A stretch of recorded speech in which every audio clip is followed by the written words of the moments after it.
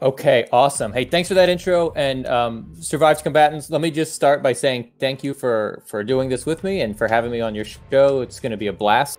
Going to love talking about Mortal Kombat with you, and I hope everybody in the audience enjoys it. SK has worked really hard on everything. It's just amazing to me how much prep work goes into these episodes. Absolutely incredible.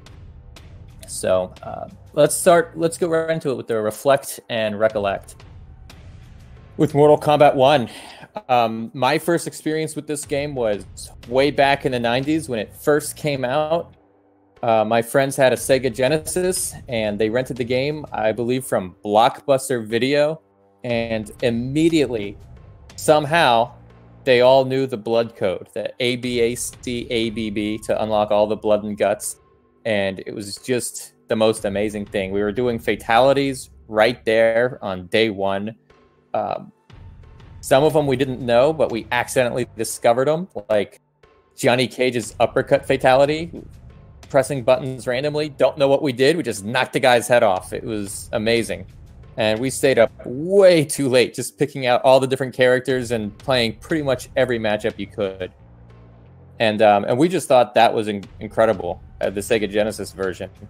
But as you know, it was an arcade game first. It was never actually thought that it would be on home systems when they first made it. It was thought to exclusively be an arcade game.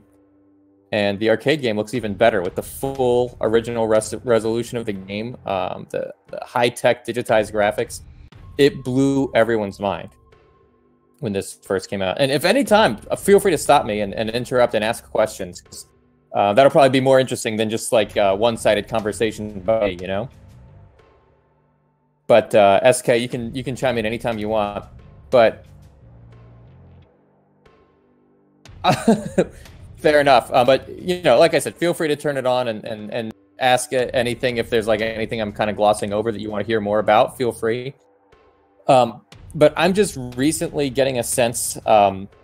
For what led up to Mortal Kombat, like what were the designers working on previously before they did MK1, and not so much the designers, but like the company Midway in general. What kind of resources did they have for all their developers to tap into? And they pretty much mastered the art of digitization, which was not that common. It was not the industry standard. Most graphics in video games at that time were drawn by hand. And, you know, it was pixel art. So if you think back to like early games like Donkey Kong, Pac-Man, Space Invaders, everything was just like an artist making things up. Even the more advanced games that were around, like Street Fighter and Mike Tyson's Punch-Out, and you know, just games of that era that people were into. All of it was hand drawn. So Midway sort of found their niche with the digitized graphics, and you can see it in games like Narc and Smash TV.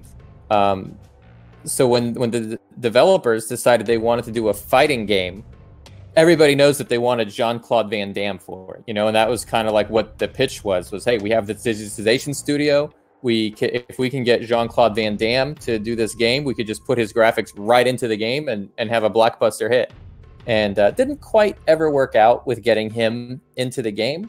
But the developers still had the idea that, well, we can still do a fighting game without him. And I think they even had that idea before getting Jean-Claude Van Damme in on it. I think they were always thinking that they wanted to do a fighting game of some sort, Van Damme or no. So when the Van Damme thing fell through, it was like, well, let's just do our own thing then. And they made it, they kind of set it up like Street Fighter, you know, where everybody can pick a random combatant. Only instead of drawing all the graphics, they digitized them. And it was a pain in the butt for them to do it, because they didn't have a green screen, so they just kind of filmed all the fighters against a gray background, and then somebody like John Tobias had to painstakingly remove all the backgrounds and separate them from the sprites individually. So a lot of work. That would be like an all-day thing, you know, all day, every day, just removing backgrounds from sprites. That was his job for the day. But we love the look, you know, that look of the game, that photorealism. That's the kind of thing that drew in crowds. Well, that plus the gore, you know, that combination of it's real people plus there's violence, it made it for a very different kind of a game than Street Fighter, which had cartoony graphics and not so much violence. So those two things really helped distinguish Mortal Kombat from the competition and really helped make it as big as what it is. That and the fact that it's a lot of fun to play, because it's a video game. It's all about the gameplay, right? So that was it for MK1, man. It was like lightning in a bottle. It had that right magic combination of all the elements in place.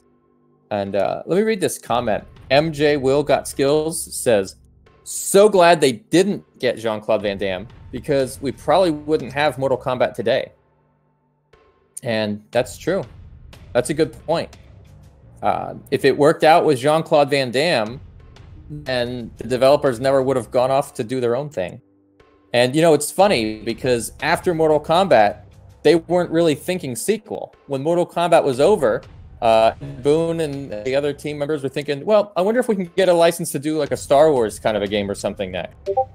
But when the numbers came in and they saw how wildly successful Mortal Kombat was, that idea got put on hold, and I don't even think they ever reached out to Lucasfilm to try and make that happen. It was basically the rest of their careers was Mortal Kombat, Once MK1 came out and it did the numbers they did, Midway sort of knew that they needed the team to stick with it and that was basically it for the rest of their days at Midway.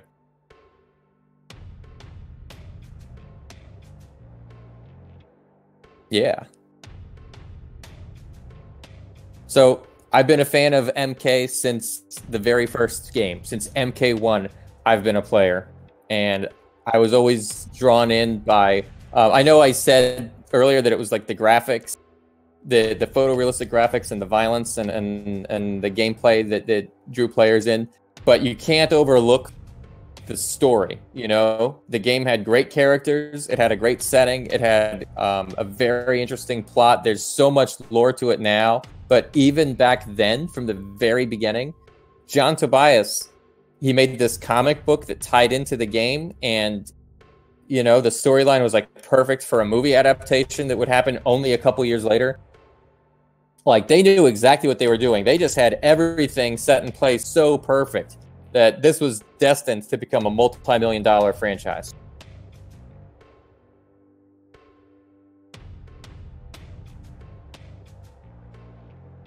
Cyberfox says, who is your favorite MK1 character to play as? And that question was directed at me, but I guess I'll let you answer for your favorite too.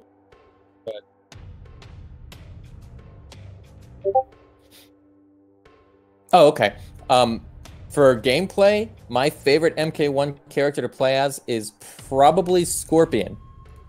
Because that get over here, that back low punch, you do the spear, you bring him in and you uppercut him. It's just perfect. There's nothing as satisfying in MK1 to me as executing that spear move. And he's got some pretty sick juggles too. See, for me, it was always Sub-Zero. Even though I like Scorpion as a really as a character, Sub-Zero is just better to play, in my opinion.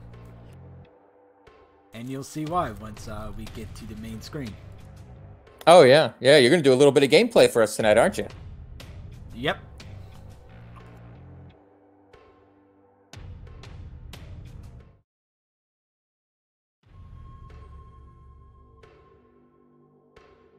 Oh, yeah, sure, man. Well, basically, the game was a little bit, I would say, the storyline was amazing for what it was. It was definitely what drew people in. It was underdeveloped compared to what the sequels would later add, but it was still incredible. It was, essentially, the story was, it was just a tournament, right? Like, the tournament has fallen into Shang Tsung's hands, and Liu Kang is there to try to get the control of the tournament back and give it to the rightful Shaolin hosts. And that was kind of it. There was no fate of the world or anything like that in play. It was essentially a martial arts tournament. But what made it interesting was that all the characters had such a rich history to them. Like, Kano was this criminal. He was wanted in 35 countries. Sonya was a member of the special forces, and she was out to capture Kano. And Johnny Cage was a movie star, and he just wanted to, get publicity and maybe turn the thing into a movie. based on real life. Scorpion and Sub-Zero have their own rich history, where Scorpion was actually killed by Sub-Zero, and now he was going to use the tournament as an opportunity to get revenge. Then there's Liu Kang, who is basically the good guy, so good that he won't even kill, like it doesn't even turn dark for his fatality. And then there's Raiden, who at that time was basically just out for himself. He was out to prove what a powerful and mighty god he was, and he wanted the mere mortals to tremble before him. And you've got, of course, you got the bosses. You know, you got Shang Tsung, who has had control of the tournament for so long. He lost it when a Shaolin monk defeated him. So then he went and got somebody even bigger and badder than him, Goro, to sort of claim it back for himself. And he's about to lose everything. Liu Kang was going to take it from him. And that was the story. There was no Raiden as protector of the realm of Earth. There was no the future of Earth is in jeopardy if the Earth loses. It wasn't really like an Earth versus Outworld kind of a thing. That was, you know, Outworld existed in the lore, but it wasn't necessarily that they were going to take over our planet if we lose. So it was really interesting the way the story's evolved since then. But even what they had was rich enough, especially compared to what the other games at that era had, other fighting games. So it was really the perfect combination. I want to give a shout out to Fatalcade, who is my co-host over on the Mortal Kombat Online live streams. Hey, what's going on, Fatalcade? Glad you could make it, buddy.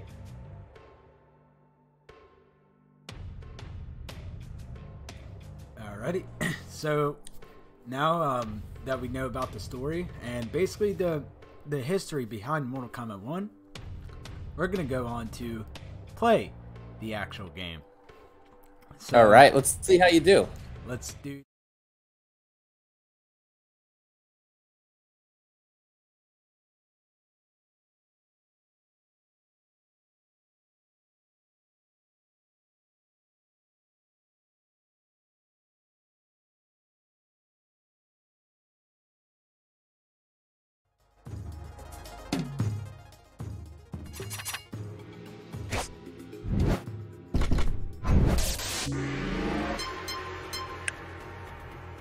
Sub-Zero.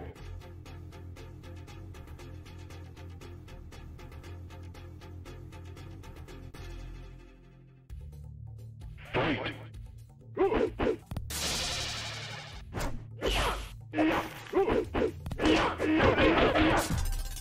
Yeah, using a fight stick is the way to go. Sub-Zero win. Fight. Now, I was watching you play offline earlier, and you had gotten a flawless victory at one point. I want to see you do that again.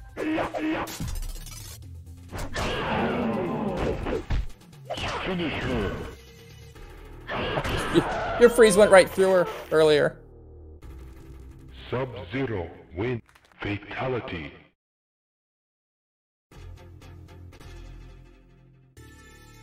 Fight.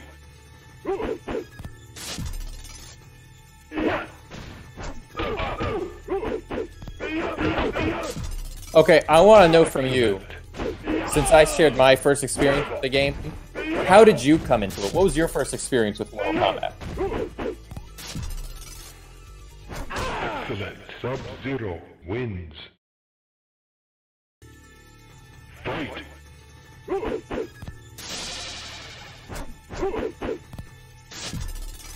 So they were gamers.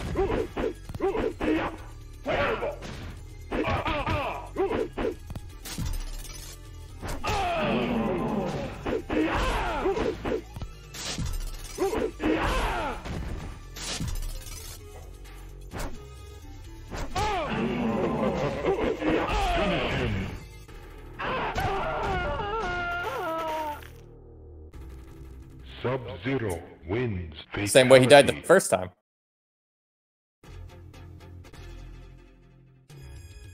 Fight.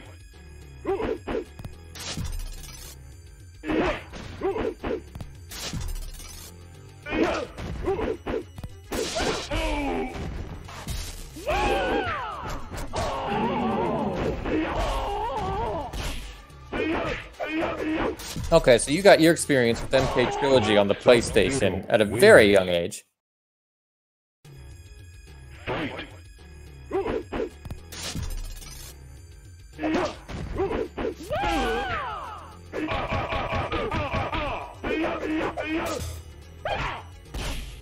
No, in MK Trilogy, there's an option for one-button fatalities if you do the right code. How old were you when you figured that out?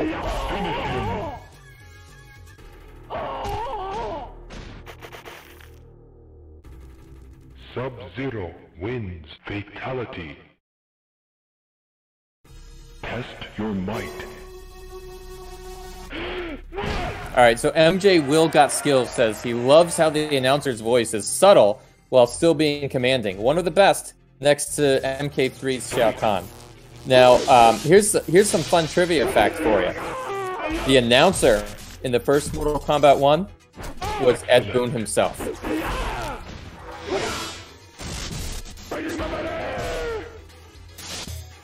Yeah, and Liu Kang. So in another life, Ed Boon could have been a voice actor.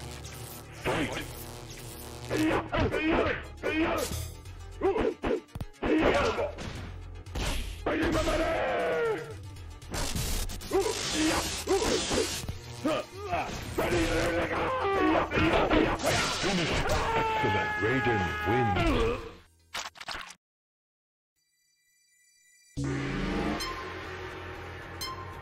Scorpion. Fight. Yeah, Scorpion's my favorite person to play as.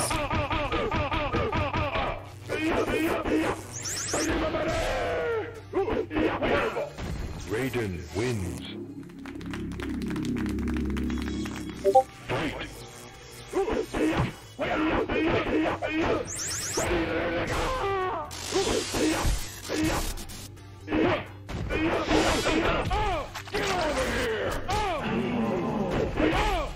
Scorpion win. Oh, so Plus Frames asks, why did he stop? He did a great job. Excellent. Yeah, he was good. I don't know officially what the reason was. I will say that since they made the announcer into an actual character from MK2 and MK3, you know, they actually made it so that Shao Kahn was the one doing the announcing. You probably wanted a different person. And Steve Ritchie, the pinball designer who does the voice for Shao Kahn, he was absolutely perfect for the role. And I guess they kind of never went back to him, which, you know, he was great in MK1 when he did it, but they kind of went into a different direction after that.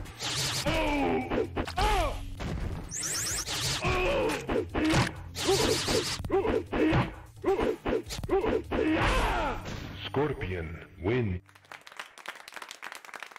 See, back for the first couple Mortal Kombat games, like I know I've like memorized every fatality. I could tell you all of them off the top of my head for each character.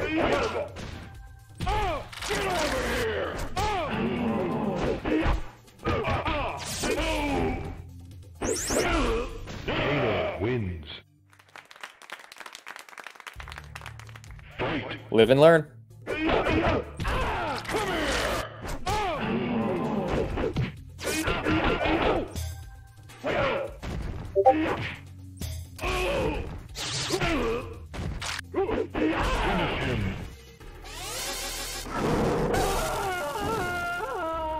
Yeah, you got this. Win. Fatality.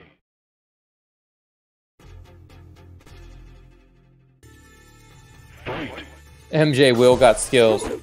When Scorpion impales you with his spear and drags you towards him, yelling, "Get over here!" It does something to the soul. Coolest thing ever.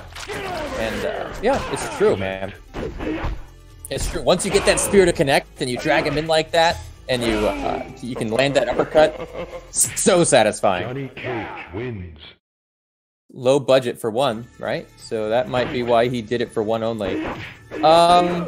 Yeah, maybe. Maybe that was it. Maybe it was a budgetary concern. Yeah.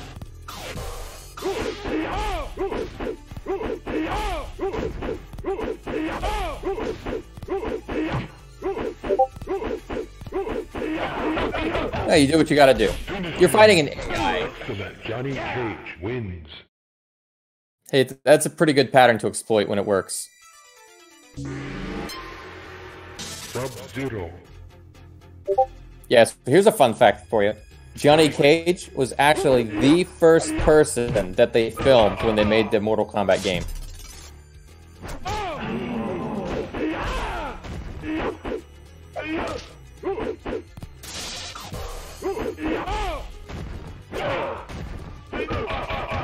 Yeah, they came up with the idea of, oh, well, here's a movie star who's full of himself.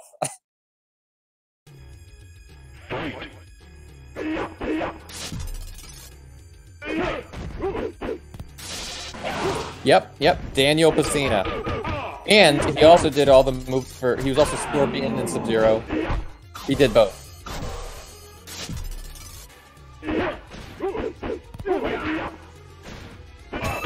Yeah, so Johnny Cage was sort of like the prototype character that they filmed. So when they were doing his moveset, they kind of didn't really have a good idea of what all would be needed, what would be in the game and what would be taken out. So they filmed a lot of stuff for him that they didn't end up using. Once they figured out, once they really kind of got into the swing of things and they knew what they would need and what they didn't, it made filming the rest of the characters a lot easier.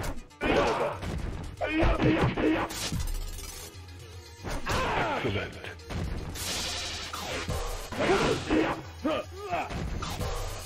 Yeah, that was pretty unlikely. Johnny Cage wins. Fight. Excellent. You know, there's this pattern that you can do with the high punch button. If you keep tapping it repeatedly, but not too fast. You know, if you slow it down just a bit, you can kind of get him to fall for it over and over again. Sub-Zero wins. Fight.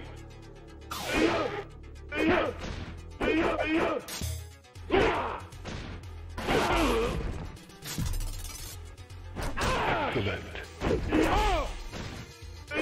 Wrong character. Excellent.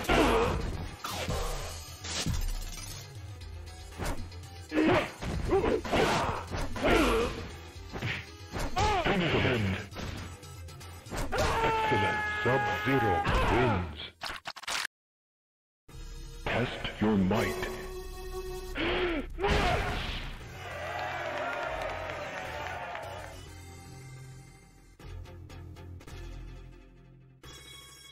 Fight.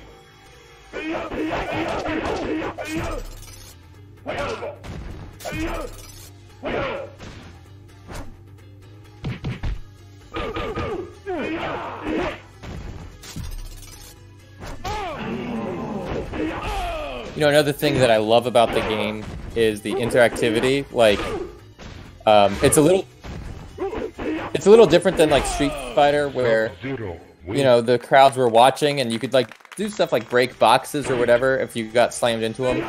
But on this one, I love the way Shang Tsung never takes his eyes off the fighters. Like, he keeps moving his head so that he can keep an eye on the fight. It's just awesome. Yeah, a little details like that make the game so immersive. Sub-Zero win. It's back, low punch, low kick, and block.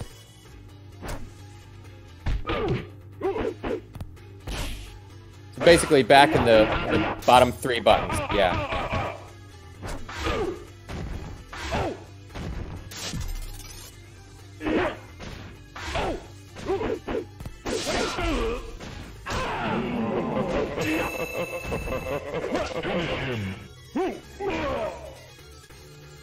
Sub-Zero win. I guess you could say you threw the fight, huh?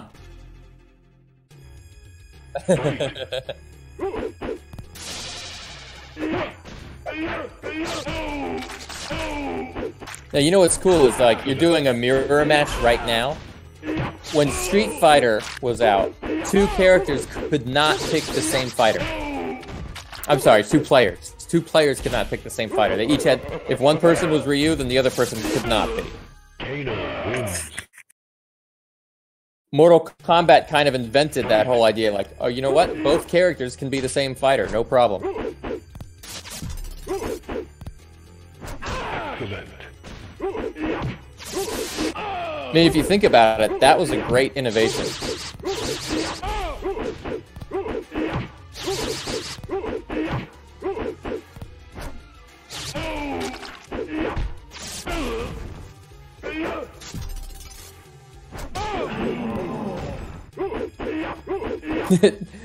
MJ Will got skills says, damn, MK invented everything. I mean, okay.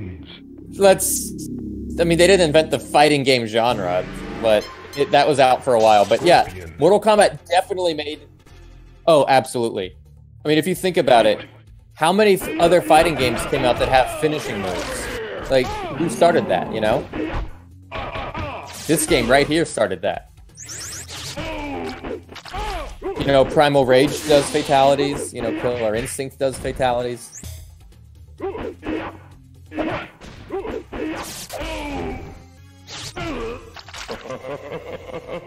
There's probably more.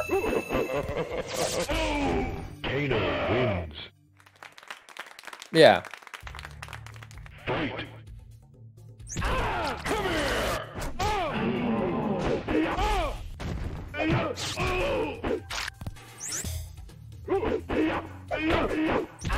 Get over here! Excellent.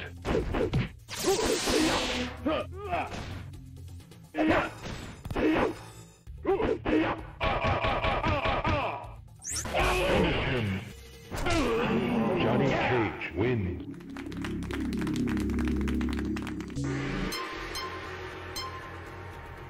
Sub-Zero. Fight. You'll get it.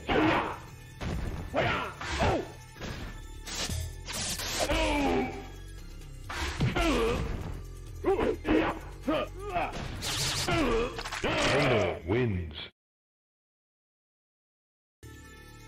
Fight. Excellent.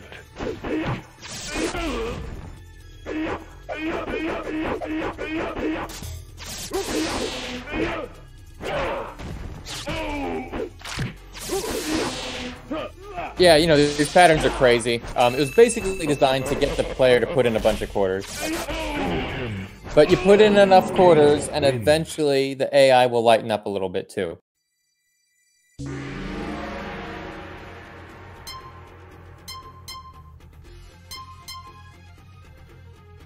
Well, you know, here's something we didn't really talk about yet tonight, which I think everybody has an idea of this, but Mortal Kombat took a lot of its inspiration from popular kung fu movies that were out at the time. You know, like, I think everybody's aware that movies like Big Trouble in Little China and Enter the Dragon played a lot. Even the Van Damme movie, like Bloodsport. Stuff like that really kind of shapes the way Mortal Kombat looked and felt, at least, you know, you could see the influence.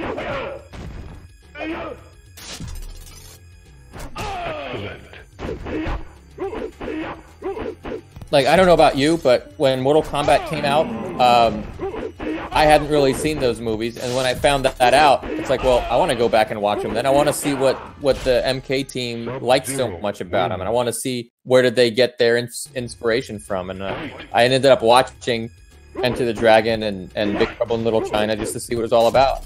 And I'm like, you know what? I see why they liked it, but I think Mortal Kombat did it better. What about you, SK? Did you ever see those movies?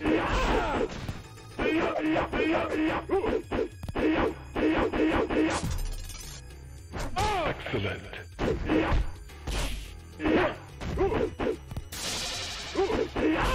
Is it Don't Tell Mom the Babysitter's Dead? Excellent. Is it The Babysitter's Club? Sub-Zero wins.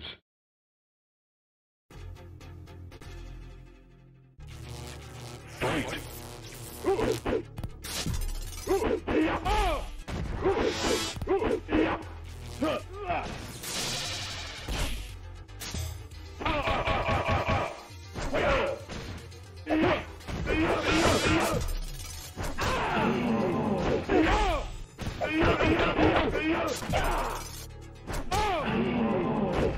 Hey, but at least you beat Endurance round 1.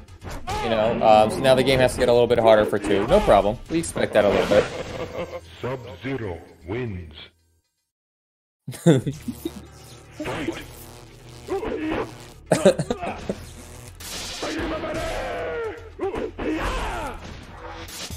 No, it was a good pattern, man. It was a good pattern. Well done. Raiden. Yeah, MJ will. I'll tell you this. I think my opinion may not necessarily be your opinion. You might actually look at those movies and like them a whole lot, or maybe you won't. But I think for any hardcore Mortal Kombat fan, it's probably worth it to go and check it out. Just to see what was the Mortal Kombat team, what was going on in their mind when they were making the game. And it's kind of cool to go back and watch those movies and be like, okay, this is what they were drawing from. You know, and we've heard stories like Kano's metal faceplate, his eye. They were thinking Terminator at some point, you know? The idea of Terminator went through the developers' minds as they were designing Kano. Originally, it was just like a regular eye patch, like a pirate would wear. But then they thought, hey, what if we made it more like Terminator?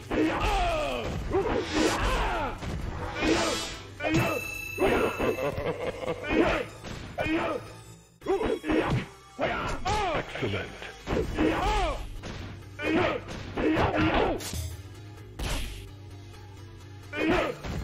Sub-Zero win. Yeah, and you know, speaking of Predator, Sub-Zero's spine rip was inspired by Predator. Kano's heart rip was inspired by the scene in Indiana Jones. So, like, it's kind of a good idea to go back and check these films out and be like, oh, so that's what they were thinking about when they did this.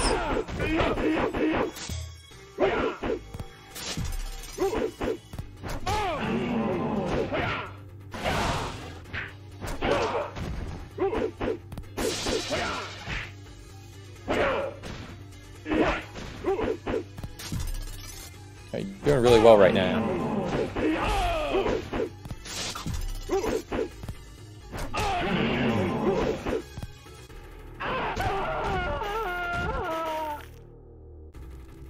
Sub-Zero win. Fatality. Test your might.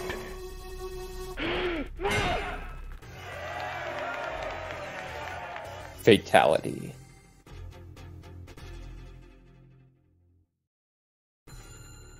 Fight.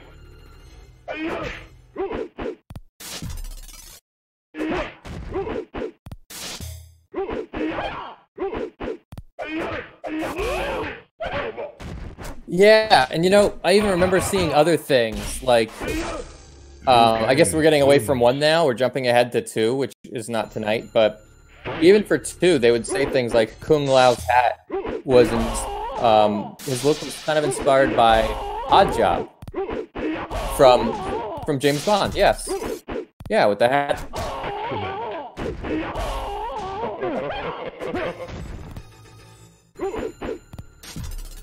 Austin Towers, yes, yes, they did. But yeah, Kung Lao, his look was also, there was some inspiration from Clint Eastwood, which is something that Dan Pesina posted on social media probably about a year or 2 ago.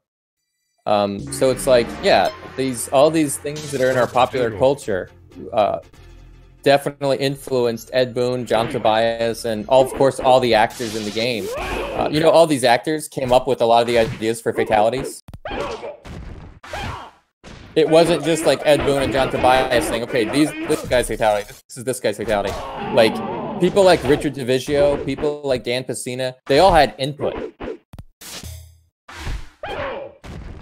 And not just for their own characters, too. They would say, like Dan Pesina would be like, hey, what if Melina did this?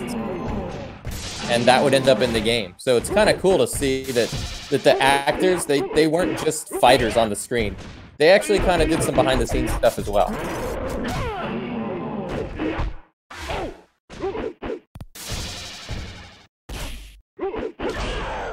Sub-Zero wins. It's only...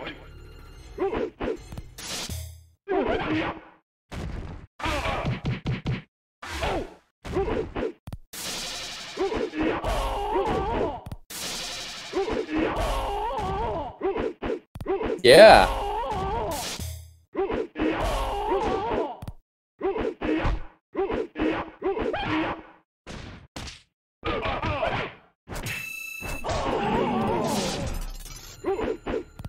You know, building off of what where you were starting to go there. Like Neil Patrick Harris was in a commercial for Comcast, and he just remarks to somebody who's sitting there playing an unspecified video game. He goes, "Finish him!" Like, okay, we know what game they're playing.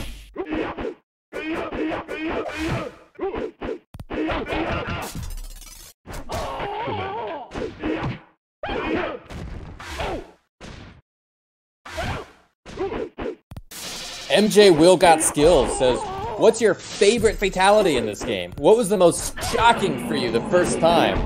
And it's like, oh man, weren't they all? Maybe except for Liu Kang's, but weren't they all kind of shocking? Like the first time, literally Raiden's is shocking.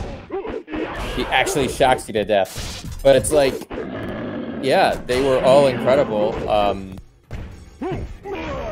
Sub-Zero wins. Yeah.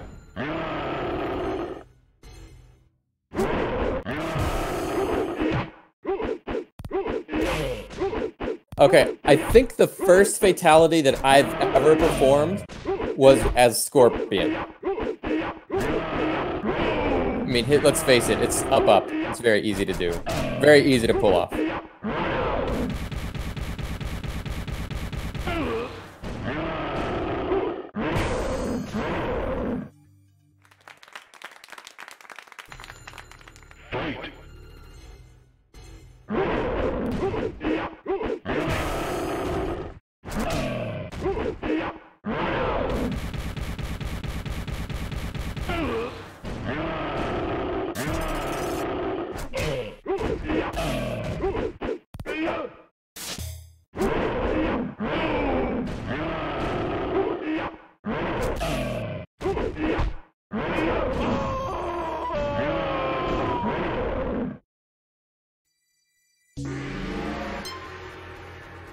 Sub-Zero. No more endurance. Fight. Cyberfox, who was clapping for Goro? Alright, so here's the thing, Cyberfox. Right now, what you're seeing is the Mortal Kombat Arcade Collection version on Steam. And unfortunately, this version of the game introduces a couple of weird sound effect glitches that don't really affect anything until I think Endurance Round 3 is when the glitches start to happen. Somehow it doesn't play the audio right. So if you play on an actual arcade machine, or even in MAME, you'll get to hear the proper audio and you won't hear those weird glitches, but on here, on this particular version, they don't play 100% properly, and it was never fixed, it was never patched. Sub-Zero. And now the game isn't even available in the Steam store. So like if you wanted to buy this game from Steam, you couldn't even do it. So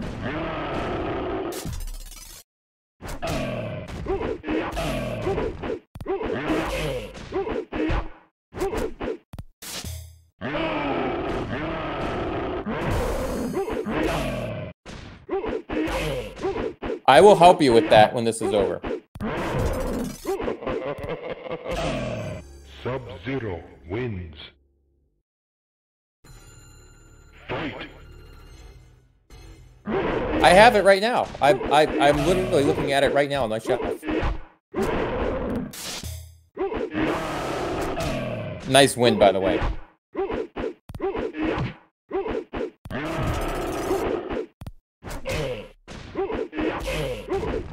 No, that would have been too good to be true. But Cyberfox, if you really want to get the arcade collection in Steam, we can help you later get it from a reseller. Remind me later, and we'll find it for you. Fight.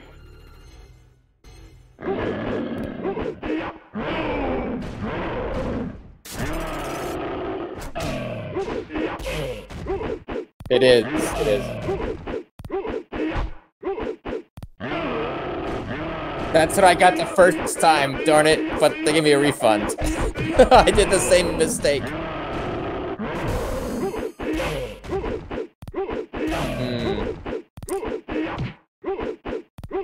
See, I got that one straight from the Steam store, so I didn't have to worry about that. What? He is blocking. Sub-Zero wins. Goro was blocking and inching towards you as he blocked. Fight. Excellent. It's morphin' time.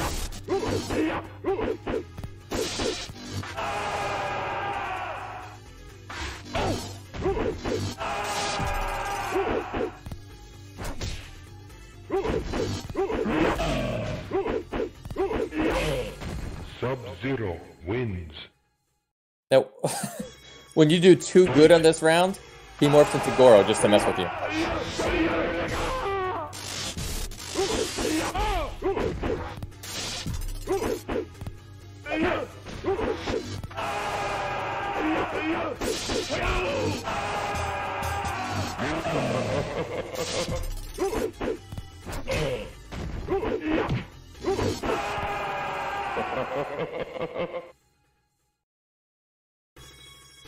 Fight. Technically, they're flaming skulls.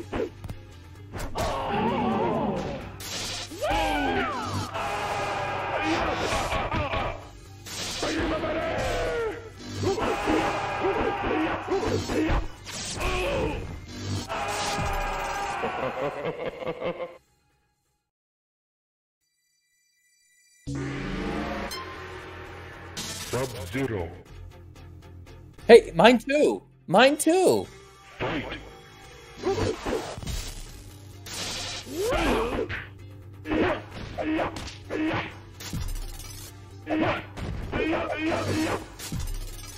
Well, I grew up with the 1987 Ninja Turtles, so yeah.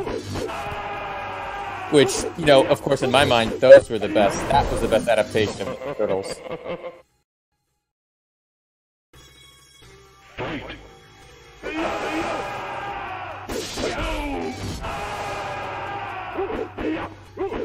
Have you ever thought about how many similarities there are between Ninja Turtles and Mortal Kombat? Sub-Zero. Yes. Fight.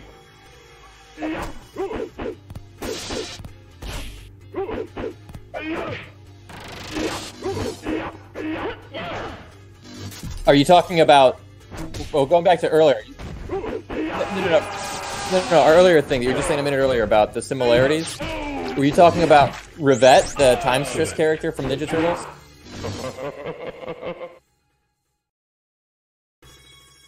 Fight. Yes.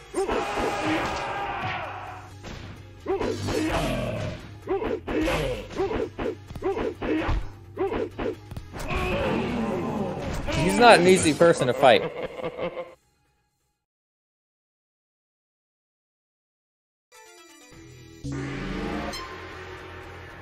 Sub-Zero. He's a known troublemaker, that Outworld.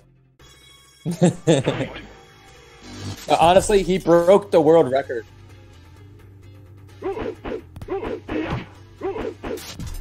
Great ending. No, that Outworld, he beat Mortal Kombat 3 for the arcade. He did a speedrun for it in less than 5 minutes. Yeah.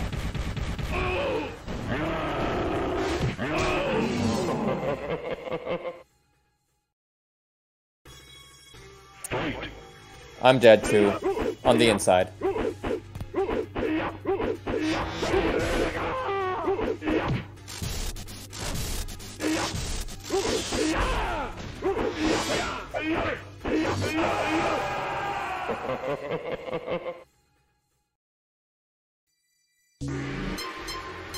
Scorpion. Fight.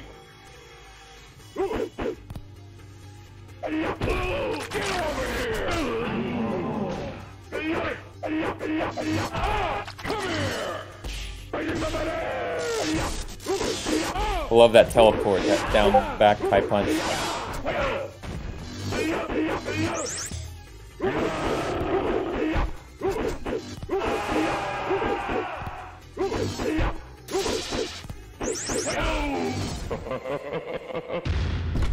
You're close.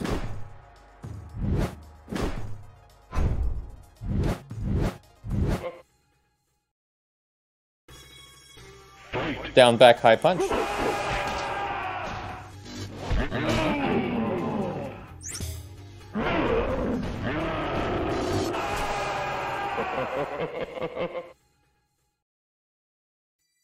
Oh yeah, don't do that. Scorpion. Fight. Let me think. What other two words can you string together? Like Mortal Monday, Fatality Fridays. Yeah.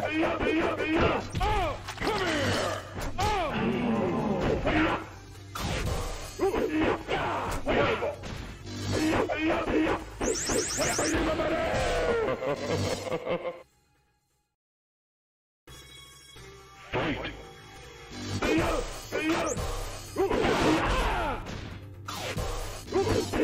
I hope Shao Kahn still talks shit to you in MK11. Still trying to win.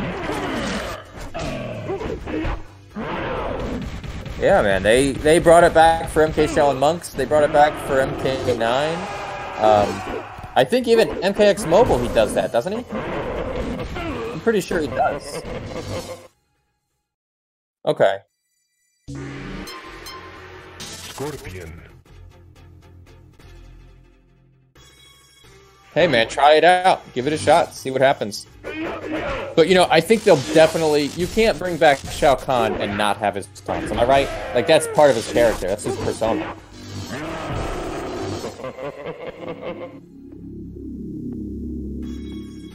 Fight. Yeah.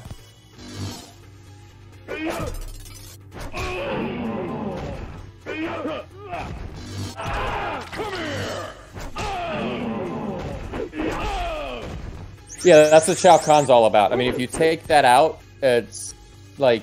It's almost like it's not even him anymore.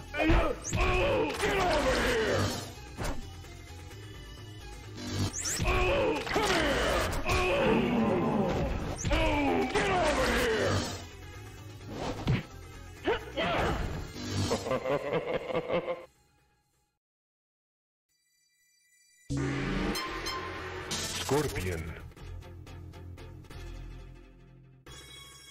Fight.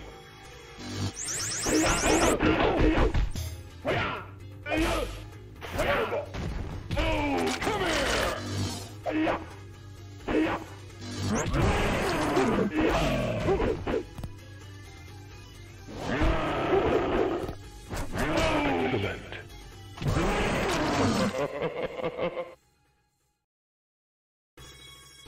Fight. Man, I can feel your frustration from here, just watching it. It's like, oh, you're so close. You got all the way to the last guy.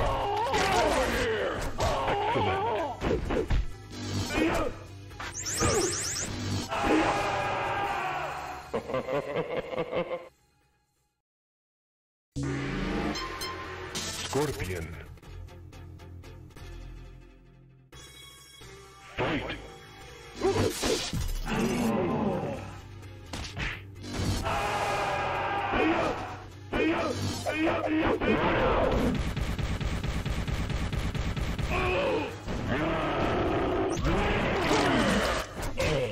Well, why don't you get a flawless victory on him? How about that?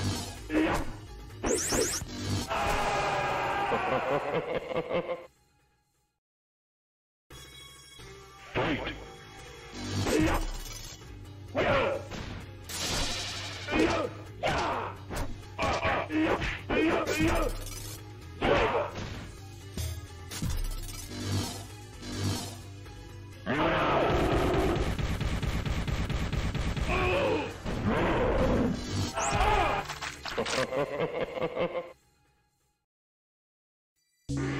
You know another thing I love about the Goro's Lair background? Just the eyes, like, that light up and then go away, and it's like, whoa, there's something back there, but we don't know what.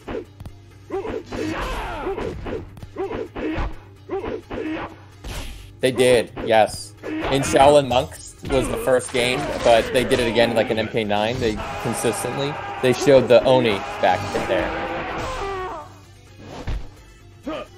But for years, and I mean for like over a decade, it was just an unresolved mystery. Scorpion wins. Fight! Fight!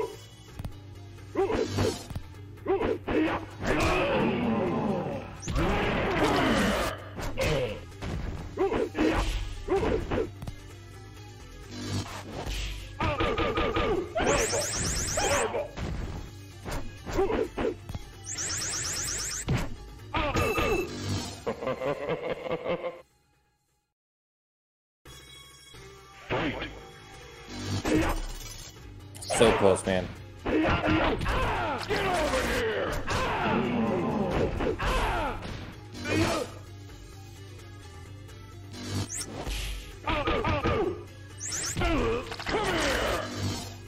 Come here!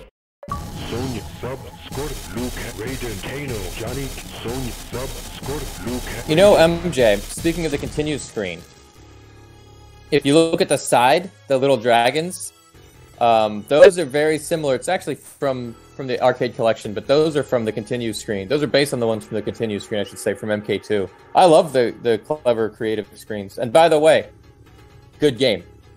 GG. GG all around.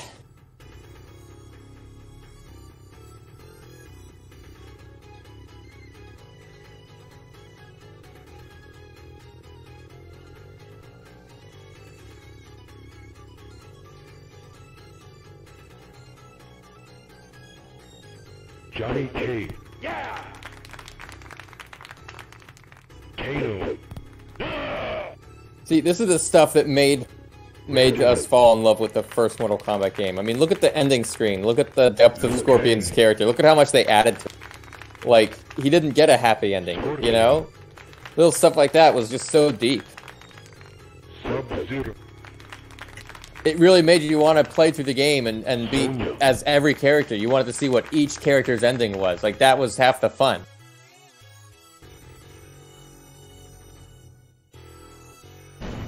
Alright, I wonder how MK1 to MK3 would have looked like if they could not get the rendering to work.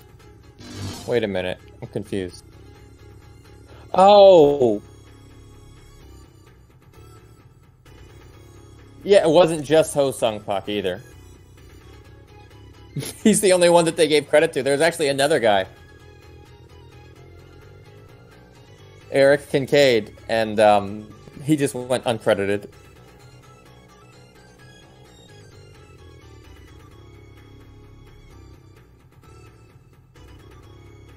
So, Cyberfox, I'm sorry. I guess I am not understanding. Maybe I misread something.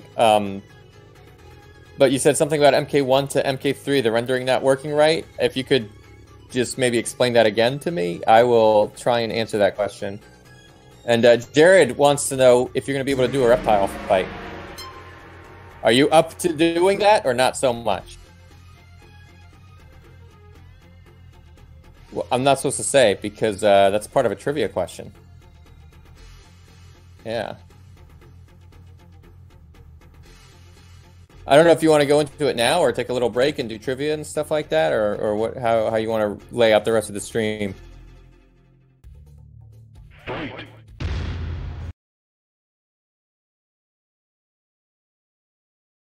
Oh, Quentin, Carol. God, you got some good questions there. So Scorpion's family was originally never killed, or he just didn't know? Wonder why it was changed. Either way, we got a better story for Scorpion later. Yeah, remember, Quan Chi wasn't even a character in Mortal Kombat yet. All that they said back then was Sub-Zero had killed Scorpion. But in his ending, it's like he can never again know his wife and child. Fight!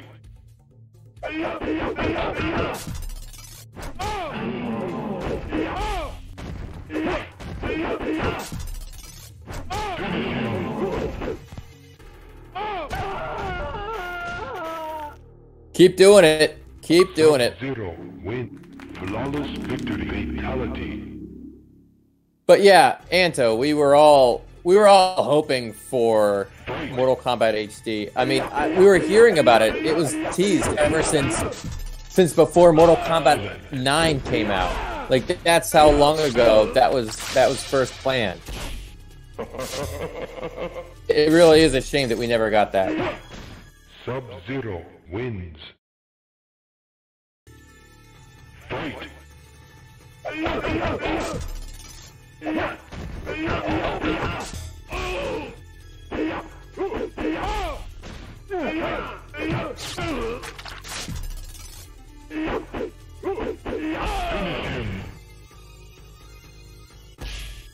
Sub-Zero wins.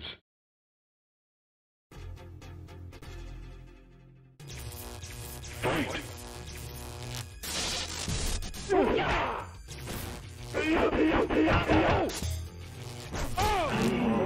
Yes, so shout out to Jango for that. Jango is awesome with the music.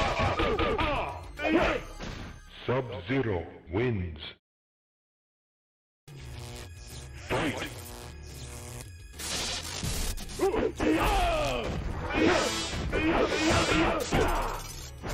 Okay, I see what Cyberfox is saying. So imagine if they did not digitize the actors' sprites in Mortal Kombat. Imagine if they had gone with the traditional hand-drawing style, the way they did for Street Fighter. Imagine how different the game would be. Sub-Zero wins. Fatality. Oh. Test your might. I'll be honest with you.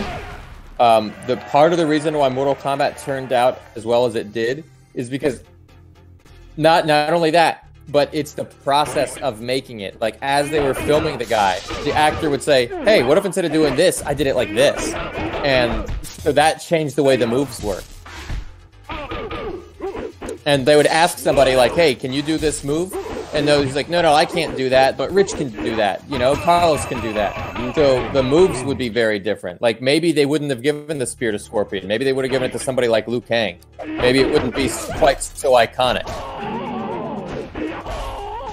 I think everything worked out really well the way they did it. And if they didn't have like a clear vision in mind of this, if they just did it like in a completely different way, Sub-Zero wins. you know, hand drawing it and stuff like that, it wouldn't be the same.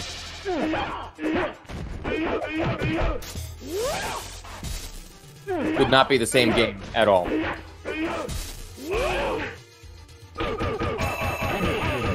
I think looking back now, if somebody wanted to make like a hand, like if somebody wanted to take this game and then adapt it into a hand-drawn one, I think that could work.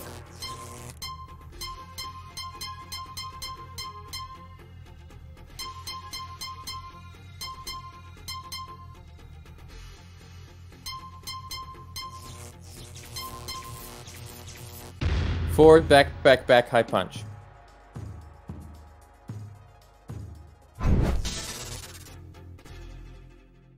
You start very close and then you kind of take a couple steps back. You basically want to end up like 1.5 steps away from him.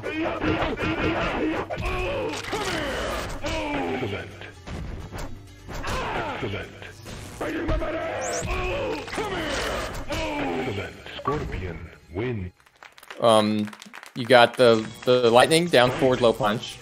You got the torpedo, back, forward. And you got the teleport, down, up.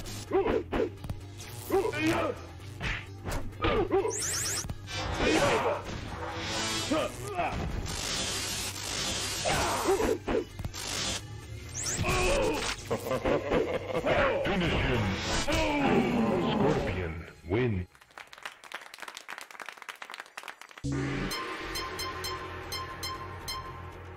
Sub-Zero. Fight.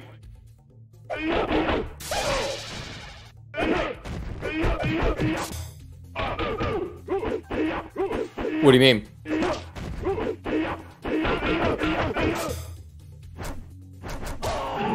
Sub-Zero. Oh, yes. Like one of the masked guards, you mean?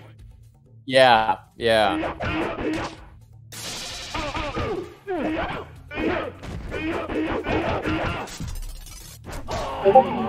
I bet somebody in the chat knows that. Finish him. Yeah, Anto, I basically remembered every single move and fatality for Sub-Zero MK1. win. Fatality.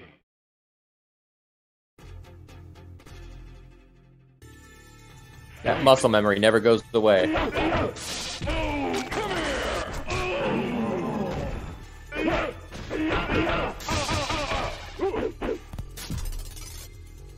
Excellent. Sub-Zero wins. Fight.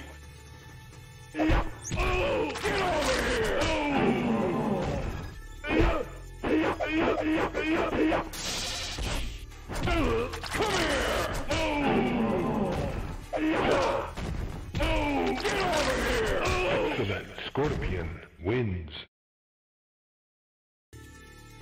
Fight.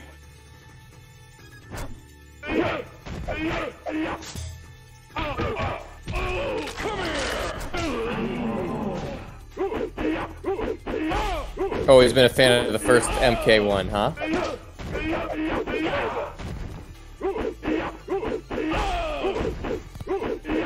Yeah, I think for me it would be 2. Mortal Kombat 2.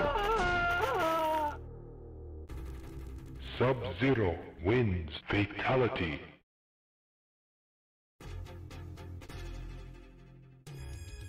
Fight.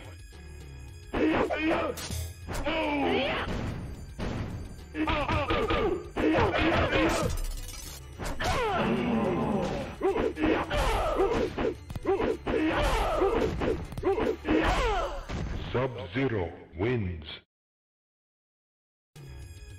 Fight.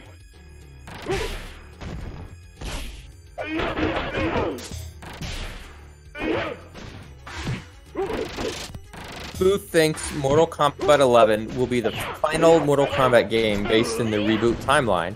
If you think of Armageddon as happening in the trailer, I think that MK11 will end with Armageddon. Fight.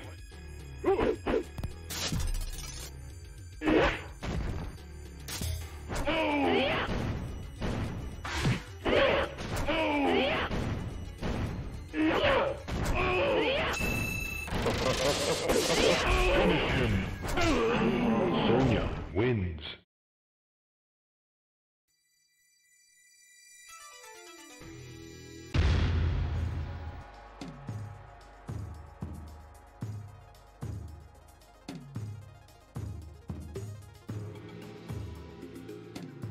Well, you know, I think that when you have this character like the Timestress, who hasn't been named yet, when you have a character like her, who can pull from both timelines, I really have a feeling that her goal here is going to be to try to restore the original timeline.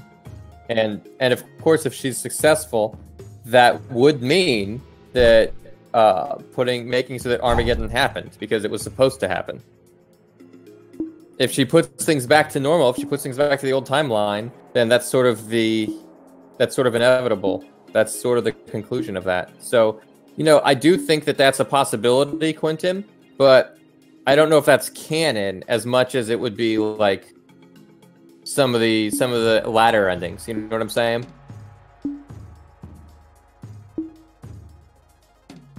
I think you're absolutely going to see latter endings where one certain character wins the game, and then it's like, as a result, Armageddon occurs.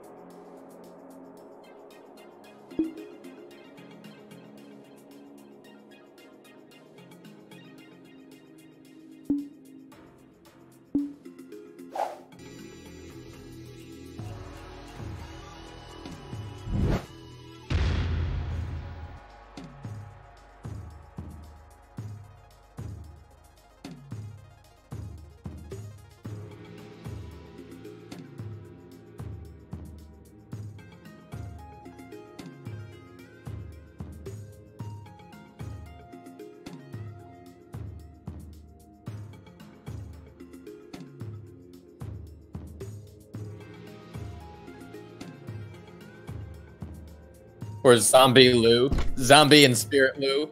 Yeah.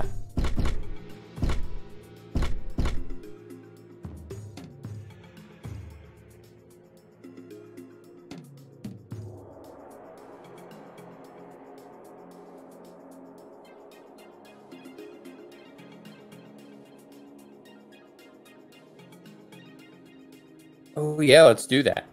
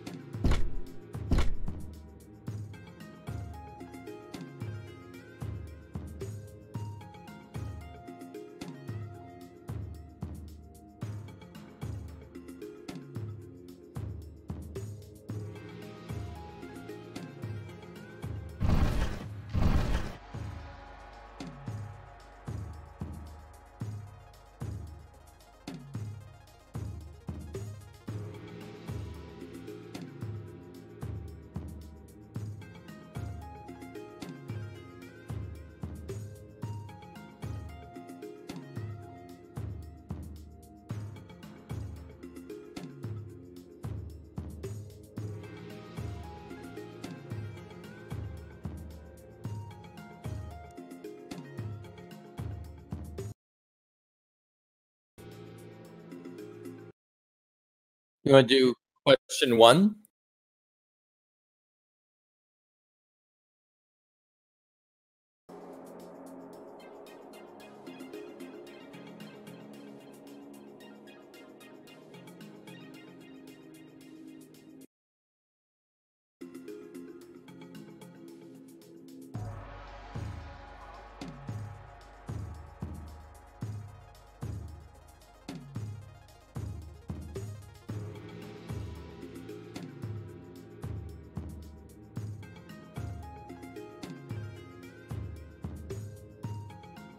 Oh, you don't think they're gonna name? You don't think they're gonna call the variation something like "Hurt Me Plenty" and "Ultra Violence"? Right? That'd be a good little throwback.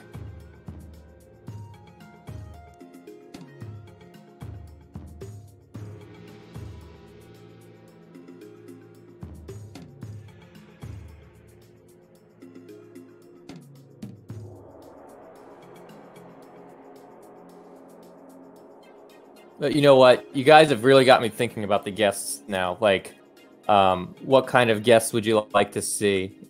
Because video game characters, you know, characters from other video game franchises, that's a big win for me. But what about, you know, and he mentioned like horror movies and stuff like that. We've seen basically a lot of that. But what if they actually had characters from DC and Injustice crossover? Like, isn't it about time that instead of a Mortal Kombat character being in an Injustice game, we got the reverse? Yeah.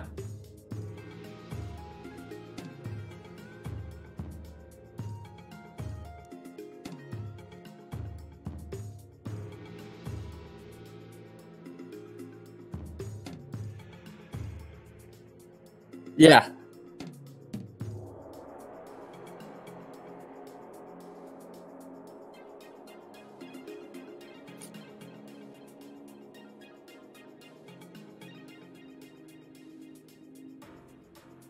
Oh, dude, the Kano breakfast cereal, yes. And how about Natara's energy drink, huh?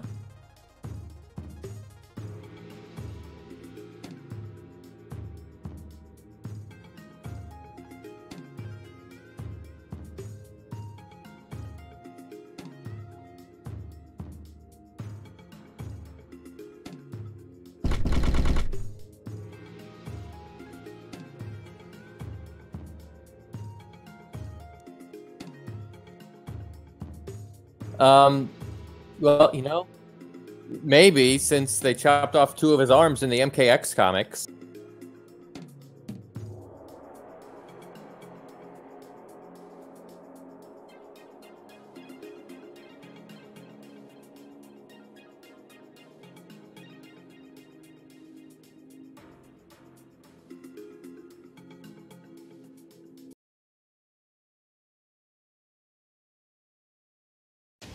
Yeah, let's do it.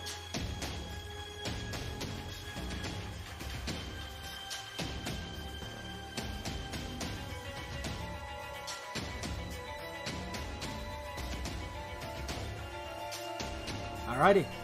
Now we should be Okay. good. If a shadow flies in front of the moon on the pit, you get a double flawless and perform a fatality. You get to fight which character? 20 seconds, everybody. Or let's say 25. Okay.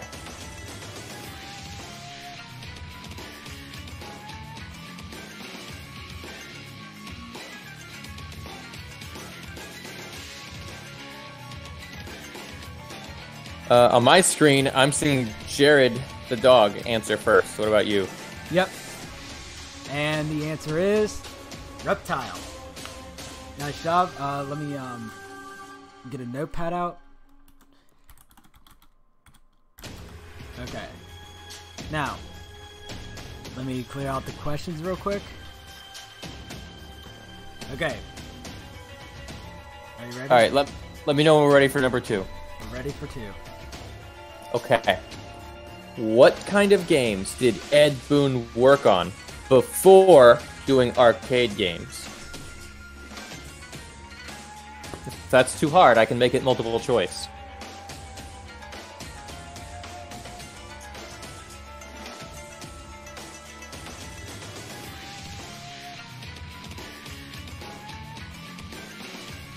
Oh. Do we have an answer?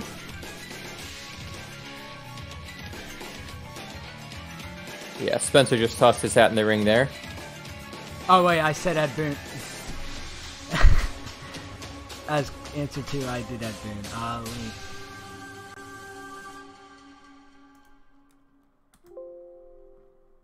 Wow, I am. No, you're fine. You're fine. But yes, Spencer, you are right. You're fine. Yeah, that was funny though. Ed Boon worked on Ed Boon games. Yeah. Let's see. 6389.1. All right, so we got Jared the dog and Spencer 6389. That's pretty good. Yep.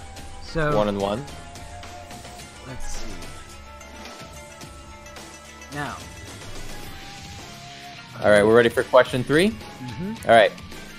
Goro comes from a race of half human, half dragon hybrids called.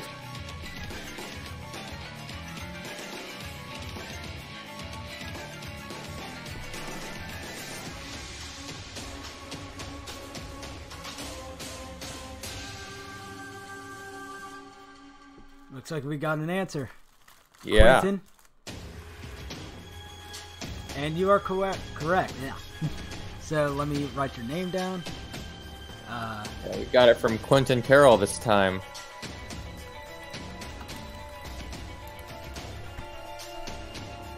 Should we do one more question? It won't be up on the screen, but we could do it. Yeah, I'm down for that. All right. You pick the question. Oh, okay. Let me go to my. Since we have a trio. Yeah, we got. We got 3 people with points. All right. Well, name the 4 systems that were originally announced for Mortal Monday.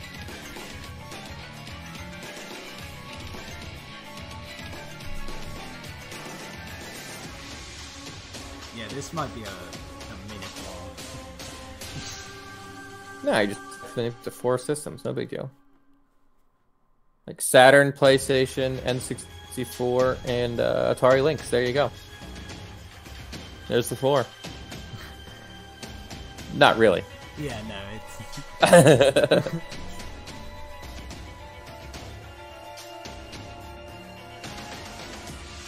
But I can see your point. You want to give them a little bit more than 20 seconds. Yeah. So the one thing when I actually Anto is right. Wow. There you go. Wow. Okay. Anto's got it. Yep. Damn, So we're in a 4-way tie now. Well, good. Let's keep it there, Yeah. and next time, somebody will have a chance to earn to get ahead there. Yep. So let's go back to the main screen.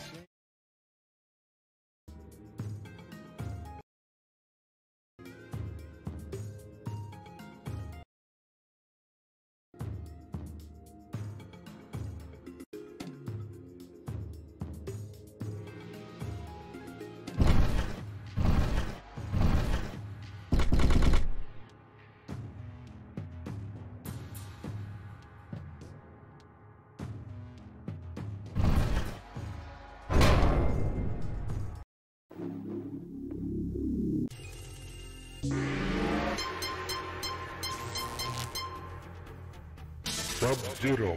Yeah. Fight. Well, it's incomplete. It would be great if it was complete. It would be amazing if that was somehow a completed game. I would absolutely love it. I've been a huge supporter of that project ever since it was first announced. Sub-Zero win. Fight.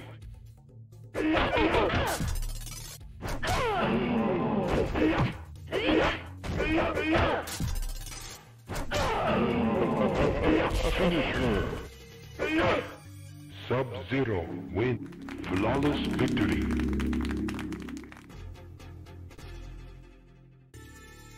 Fight.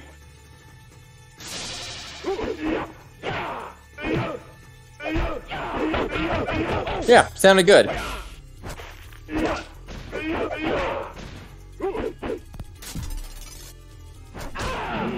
Oops.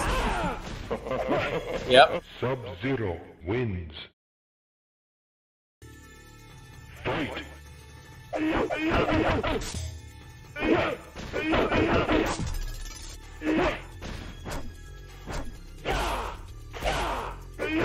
Him.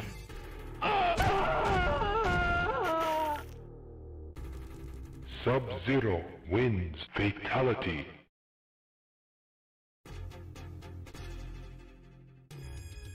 Fight.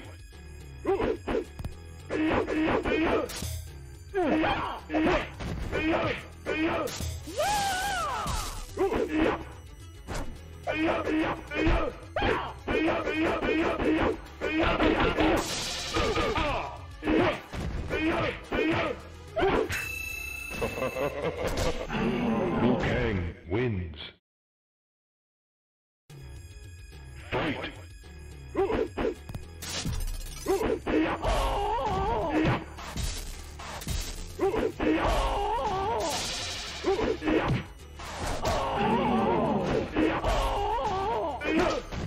Sub-Zero wins. Fight.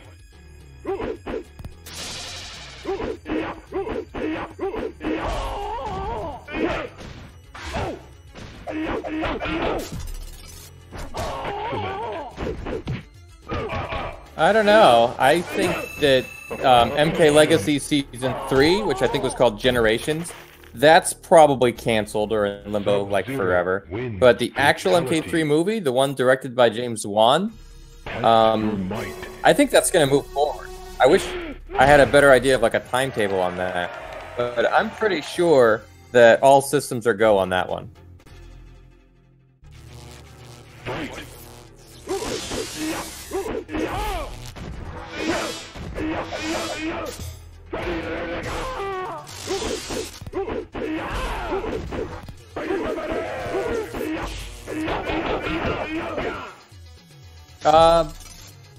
Yeah, I don't know if he was too close to it, but I think he was very happy with how it turned out.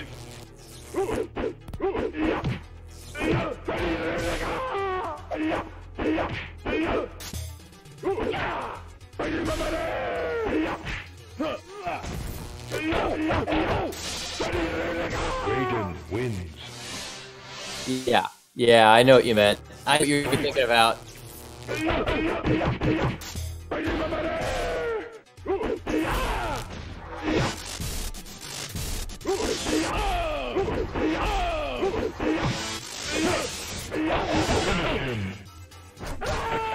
Sub-Zero wins.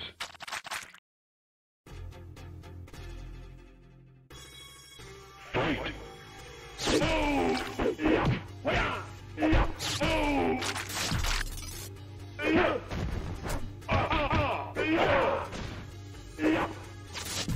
They utterly ruined Ermac in Season 2 in an emo Frankenstein's monster.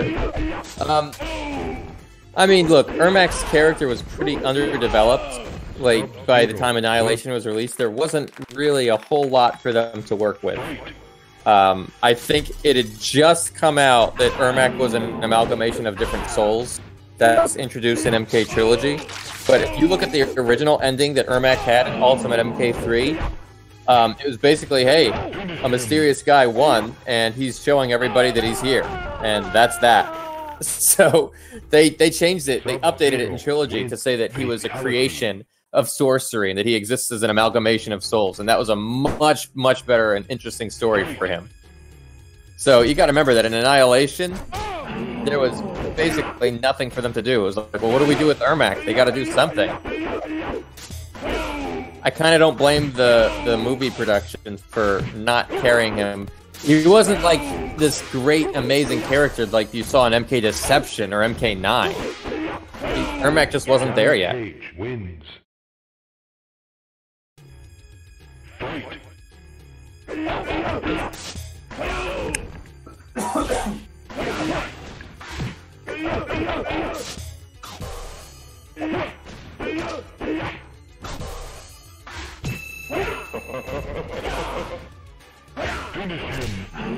But you know what? With Mortal Kombat Annihilation, it's like, hey, it could be worse. At least my nose isn't gushing blood. Scorpion. Fight. Little Batman Returns reference there for you.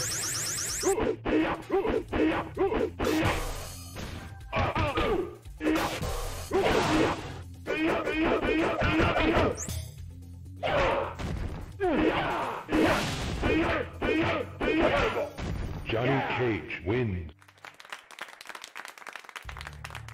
Fight.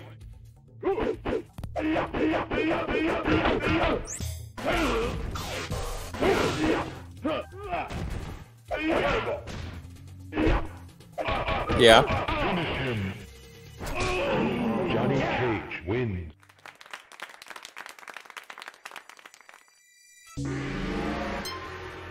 Sub-Zero. Fight.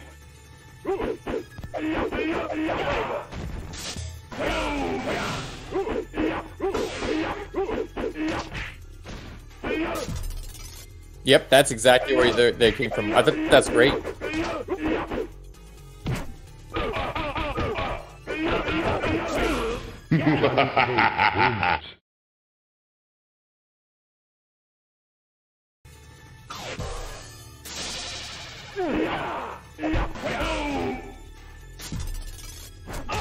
Oh yeah, I guess that is an acid bath. I kind of thought that might be souls. It just reminds me of like Shang Tsung's soul stealing magic.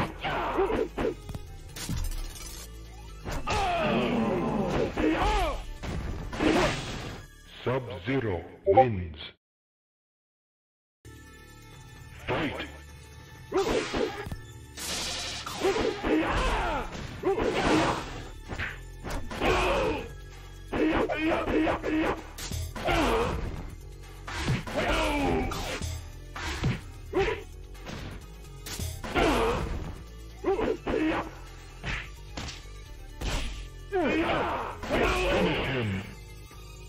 Excellent. Johnny Cage wins.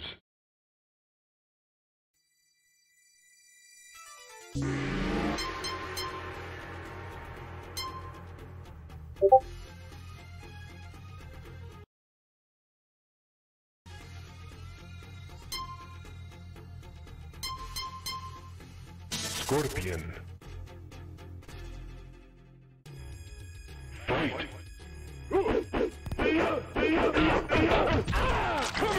Yes. Excellent.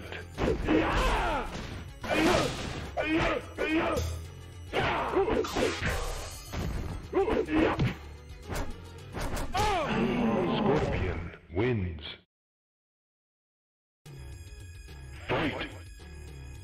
Get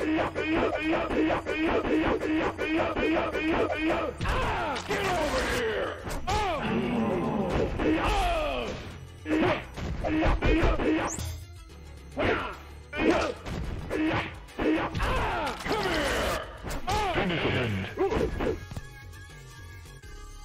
Scorpion wins. Test your Well, might. I just love the work that you put into on these overlays. I mean, just the amount of time that you spend making this look so polished and professional, and it's just so awesome too from like a Mortal Kombat fan standpoint. This is just amazing the way it comes out.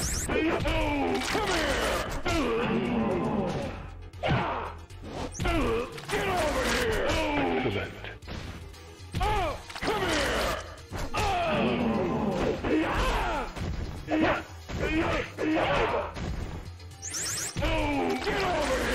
Excellent. Scorpion wins. Yeah, all those little screens, man. It's like perfection itself. Isn't that Duke Nukem?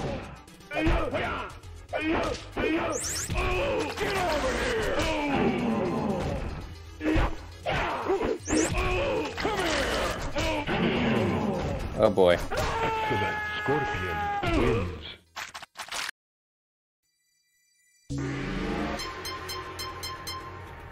Sonya. Hey, is that like a really old video, the Duke Nukem call?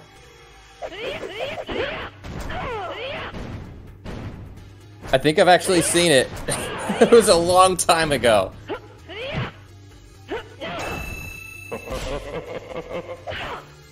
Sonya wins. Fight.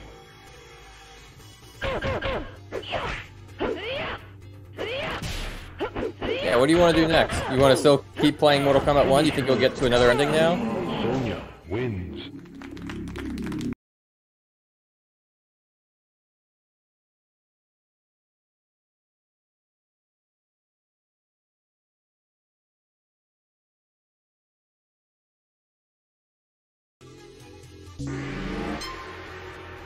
Sub-Zero.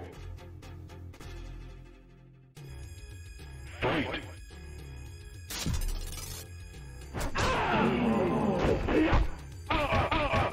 Wonder if there's a way to make that happen. Hack into the Vita and just put it on there. Oh, come on, just hack it. I hacked my SNES Classic. You can do it. Fight. Yeah, do it. And then you can add MAME on there and do all your fun things.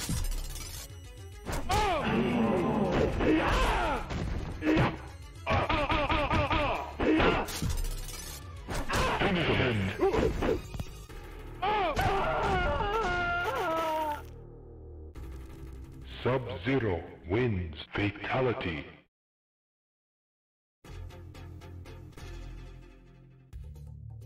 Fight.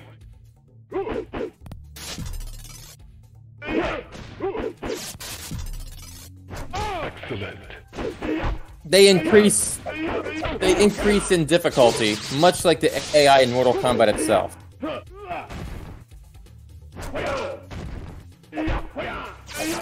But yeah, anyway, thanks for hanging out with us, Jared. It's been fun, buddy. Kano wins. Fight.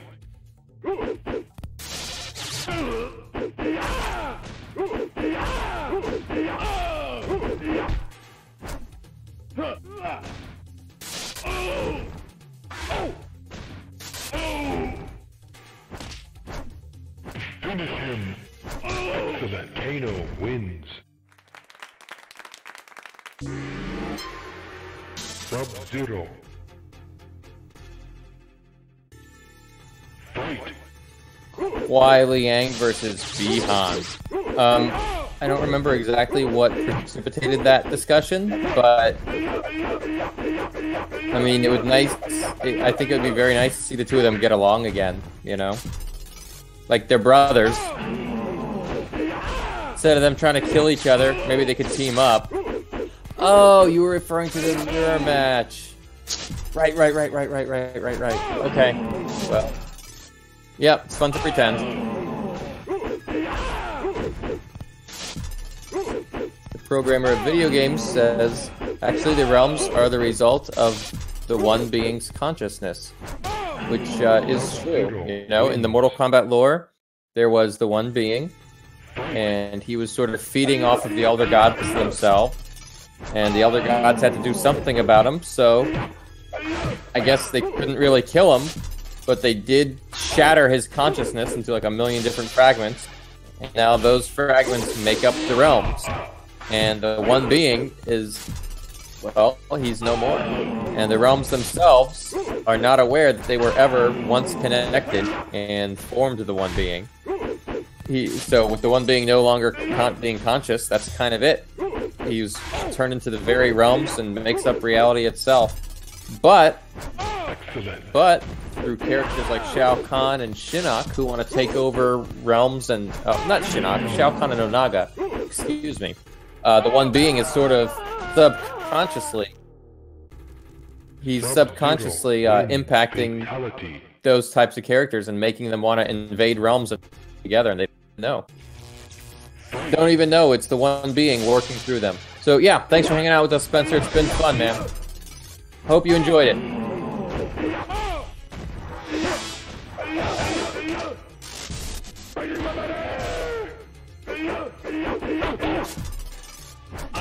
Yeah, I guess we can call it a night. It's been a pretty good stream.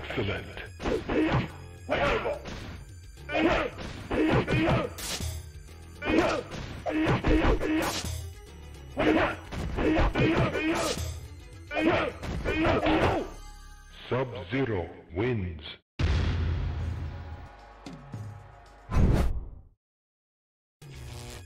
Fight. No big deal. You can always fix that.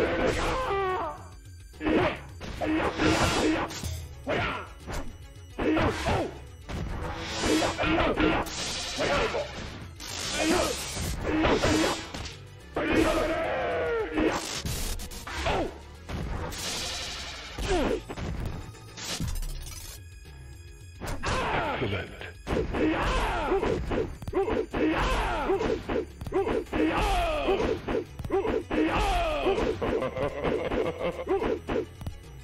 Finish him.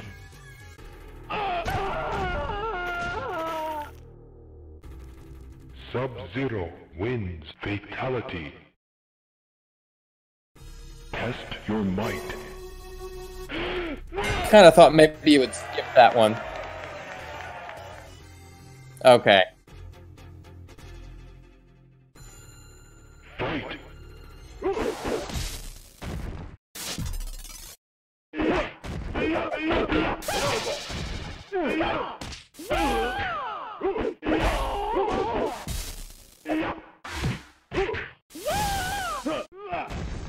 Liu Kang Oh, personally, I think Mythologies is great.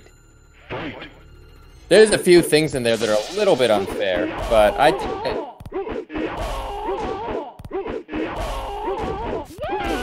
April.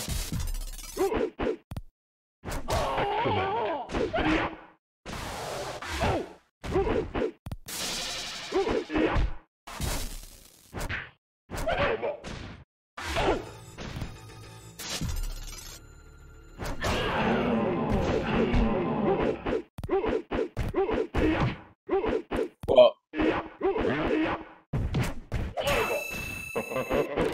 Finish him. Sonya wins. Sub-Zero. yeah, those are great. Those are great. But you know, I'm very excited to go to the Mortal Kombat 11 reveal party. Man, this is gonna be awesome. I can't wait to see what the reveal party is gonna have. I'm hoping it'll be gameplay. I'm hoping we're gonna actually be able to try it out and play against other players. I'm really looking forward to that aspect of it. Not to mention to see what new characters are gonna be revealed. Sub-Zero wins. Hey, Robot AIDS, you'll be there too. All right, buddy. Maybe we'll run into each other.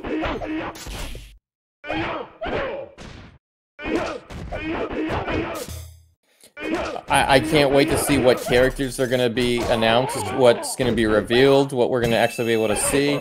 Sometimes they tell us a little bit more too than what's actually shown. Like sometimes they show you a little bit and then they tell you a little bit extra. Like this is some of the stuff that we're working on. Some things that you can expect soon. So these things are always great. You know, I've been doing them since back in the Midway days. I'm very excited to see what Warner Brothers has planned for everybody. I don't think they'll disappoint. Sub-Zero wins fatality. Or some might say too big to fail.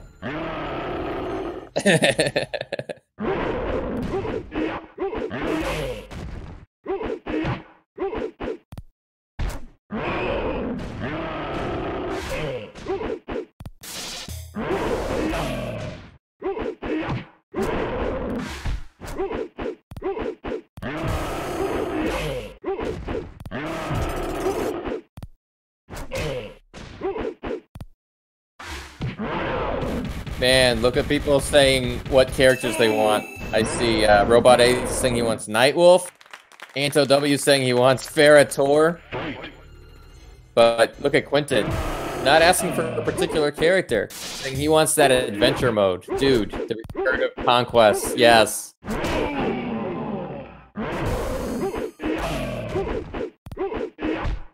Even if it's not Conquest, I really can't wait to sink my teeth into story mode. Like, that was so much fun. Ever since Mortal Kombat vs. DC first introduced story mode, man, that's just so much fun to play through in the Mortal Kombat games and in the Injustice games. Like, they definitely know what they're doing.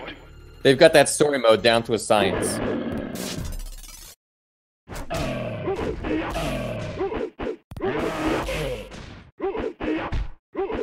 Yeah, his island has been demolished, and I don't think he can be very happy about that. I mean, that is his island. That's his home.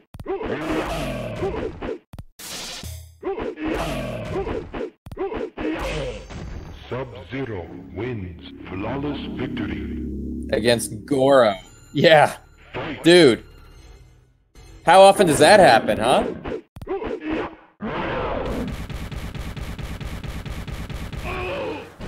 Oh, I like the way you say that with a Spanish accent. Es muy rico. Oh.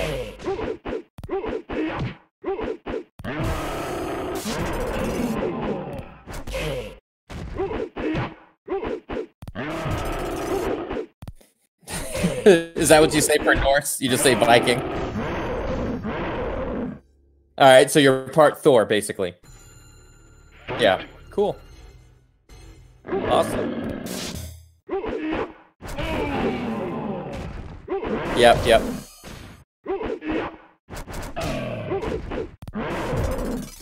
Got different pantheons going on.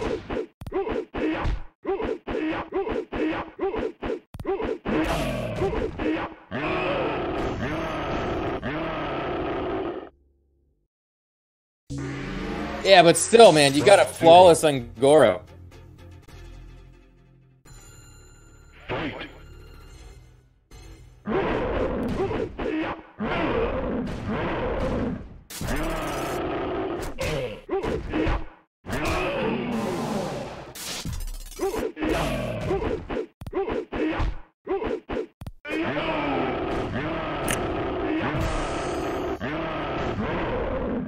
I noticed an error with Melina's origin in MK9. In the old timeline, she was created many years before MK2 and even fought by Katana's side. Both thought they were twin sisters. But MK9 has changed it. Basically, they're saying that Melina is a recent creation. Yeah, dude. That made a lot of people upset. Anytime they change anything, it's going to make people upset, I guess.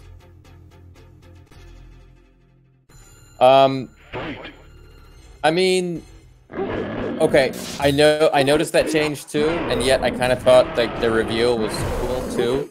Like, it was kind of neat to watch it unfold like that, even though it was a change. You know, even though it was different than what they had established before, where they were raised and thought that they thought of each other as sisters. Now they would never think of each other as sisters because they know from the beginning that's not true. But still, the way it unfolded, the way Katana found out that Shang Tsung was doing this, and she reported him to Shao Kahn, and then found out that he was behind it. That kind of betrayal was also very tough on her, you know? They made her childlike, which was annoying, but I get what they were doing. See, I kind of thought that was, like, creepy and cool. Especially the way Melina would say stuff like, "My sister's going away." Like, I kind of thought that was awesome. Sub-Zero wins. Fight!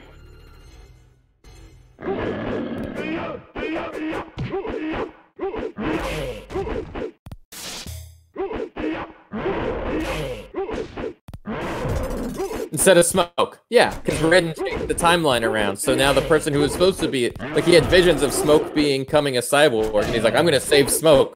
But the Lin Kuei were gonna capture somebody. So if not Smoke, then who? Hey, what's up? What's up, Rami the Gamer? I'm gonna type that too. Sub-Zero. If you think of it, characters who died in MKX, referring to Quan Chi and Melina, when they died, they had the amulet. Think of this, the amulet has cloning abilities because they can make fake versions. Oh, wait a minute. The amulet has cloning abilities.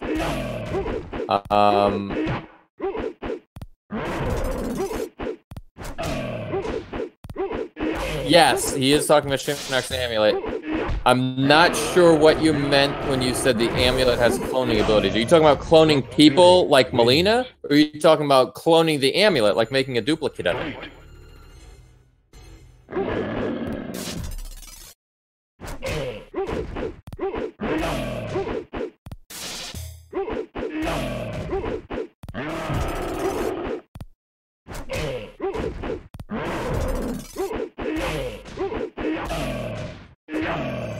Sub-Zero wins.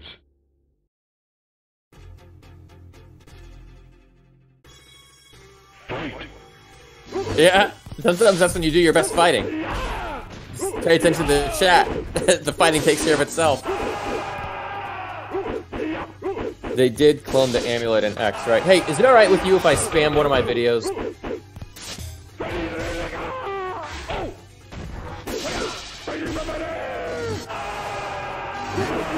Oops. I think I muted myself. Hey, is it alright with you if I spam one of my videos?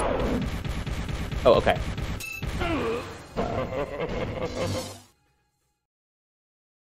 Alright, I'm gonna give you a link to something called, let's see if I type it in the chat.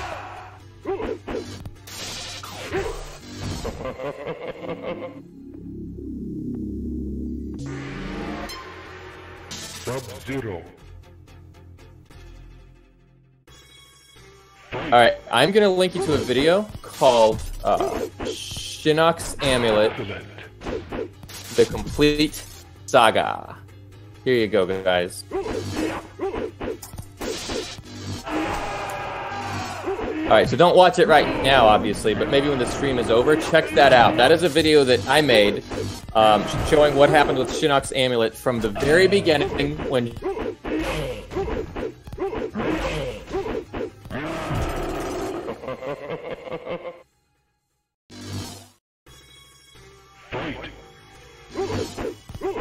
Quan Chi made a duplicate in Mortal Kombat Mythologies, and he gave Shinnok the duplicate, or he gave, and then Raiden ended up with it, and he was fooled by it. And the same thing again happened in X, but Raiden with this time was able to recognize it was a duplicate, an exquisite duplicate, he called it.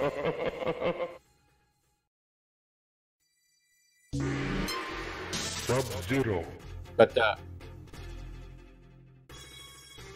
yeah, you kind of have to. I mean, you got all the way up to Shang Tsung. It would be a shame to just leave you right there.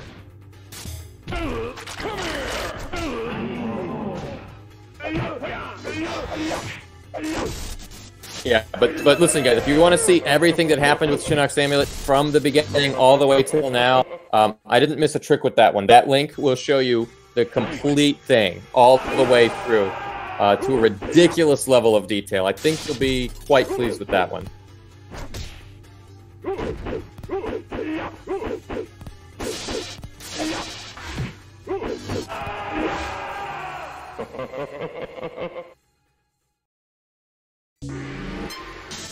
Sub-Zero.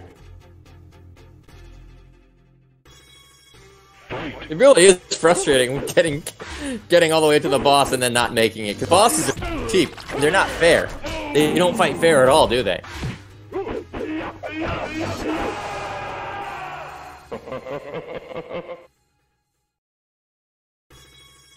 Fight.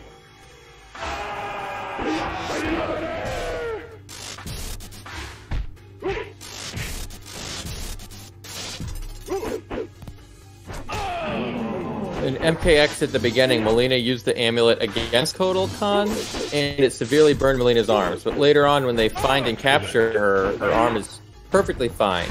Either this was intentional or it was a mistake. Yeah, I think that her arm recovers okay. Like, I think the injuries from the amulet, it's not like getting injured by like an actual fire or something like that. I think it basically because they're magically induced, I think they can also be magically healed relatively easily. But that's just my opinion, man. Anto says this is an arcade port. It will get easier the more you lose. That's true.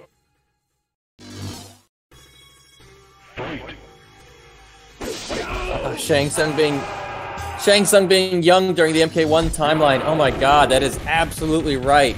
Jeez, that was a they just had him like as young the whole time. None of this whole like restoring his youth nonsense. He never needed it restored. The quest ends in Deception's events, don't it?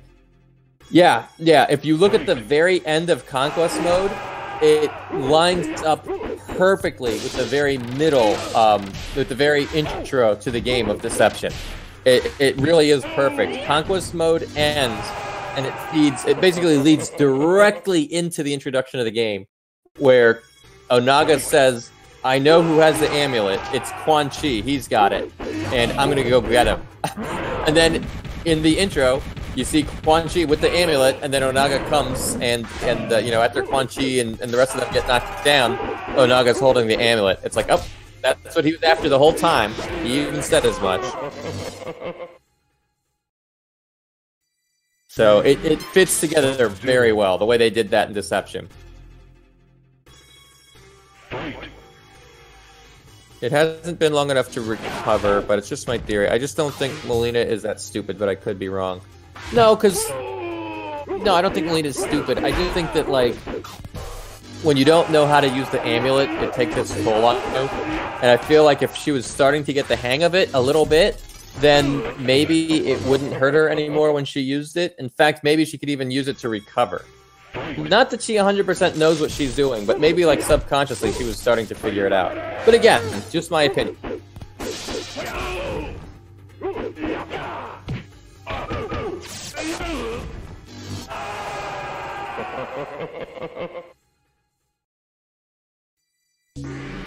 Sub-Zero. Right, you cannot... You can't sweep Shang Tsung or Goro when they're frozen in here. But if you play on the Super Nintendo port of this game, you can. So it's like a great strategy if you're playing the Super Nintendo version of MK1 to freeze Goro and foot sweep him like 3 times before you uppercut him. Those kinds of patterns don't work here, though.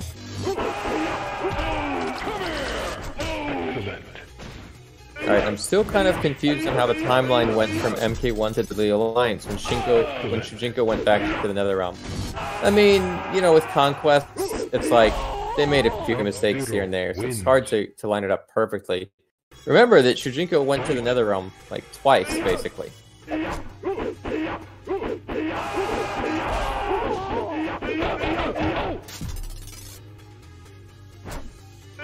Respect, that's what makes the MK community so great. Anything can literally happen. Yep. Es muy rico says, I have a serious question, and I have a serious answer.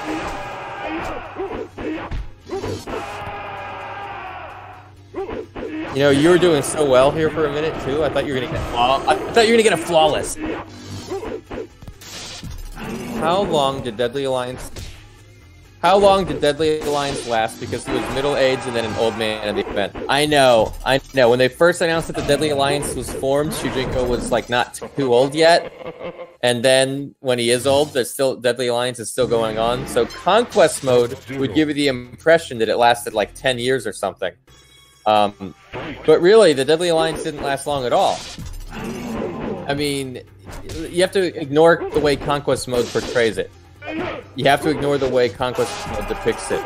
You have to look at just the game story themselves and kind of tune Conquest out for this part. Basically, Shang Tsung and Quan Chi teamed up. They killed Liu Kang. They killed Shao Kahn. Raiden came and went after them and basically was the only one, the last survivor, right? As soon as they formed, he basically took the fight right to them, and then Onaga showed up. Like, that was the timing of it. They didn't last long at all because Onaga showed up. And no time has really passed between Deception and Deadly Alliance. Deadly Alliance basically goes immediately into Deception. So, again, you just kind of have to ignore the way Conquest shows it.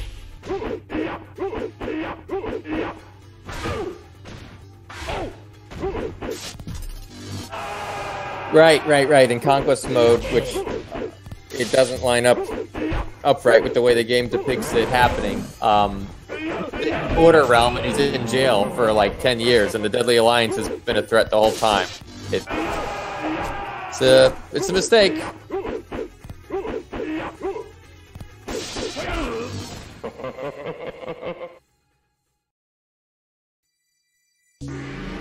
Sub-Zero.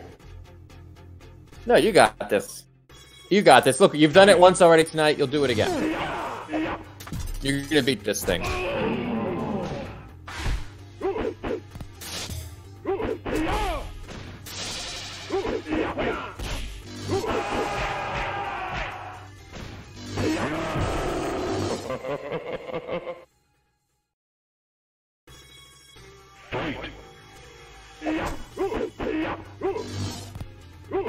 Well, listen, guys. If you enjoy this kind of discussion about the Mortal Kombat, and if this is the kind of thing that if this is like one aspect of the game that you find particularly appealing, go ahead and check out my channel, which I'm gonna link in here, if that's okay.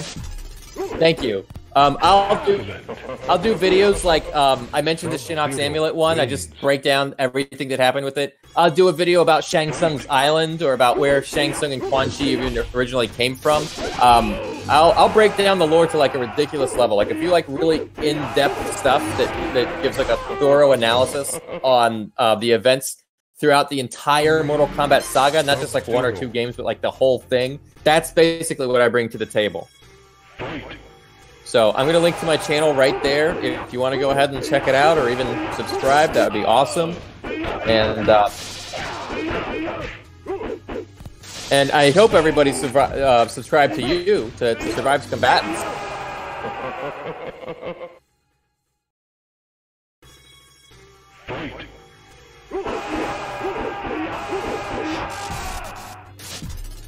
Yeah, you're going to get them. You are going to get them. And I'm going to stick right here with you, however long it takes. Wait, you have two channels? Uh-oh, what do you mean? Oh, I think he means your channel and my channel.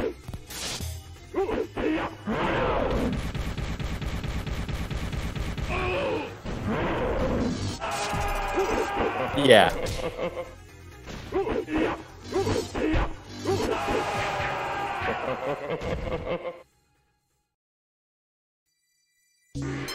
Sub-Zero. Yeah, Raiden can't really work well with people like Shang Tsung and Quan Chi. And in fact, look what happens in Armageddon. The next time they form a new alliance, the Dark Alliance, alright? Shang Tsung and Quan Chi, along with Shao Kahn and Onaga. Like, yeah, that makes more sense than with Raiden. It just does.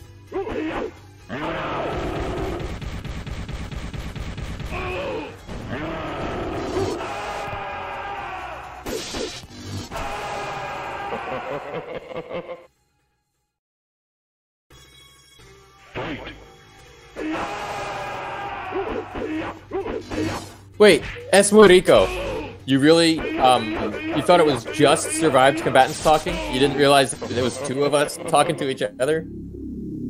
That's funny. We must sound too much alike, man.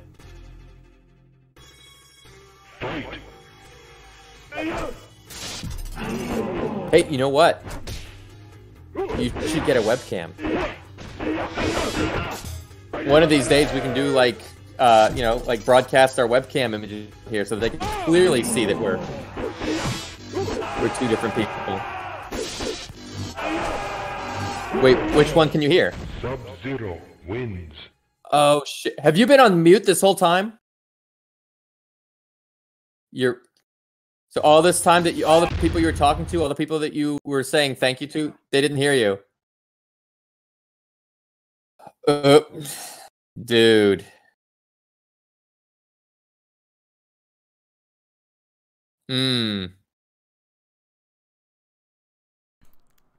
Oof. Oof. I did not notice that. I thought... Damn it. Can they hear you now? Yeah, they can hear me now. Oh, okay.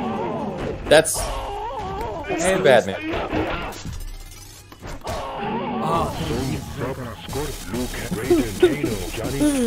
All this stuff that you and I have been interacting back and forth on. Hey, you know what? At least we know now for next stream. Yep. Hey, and you beat the game too. Look at that. Oh my god. And I... God damn it. So literally everything that I said about the stream overlays and stuff.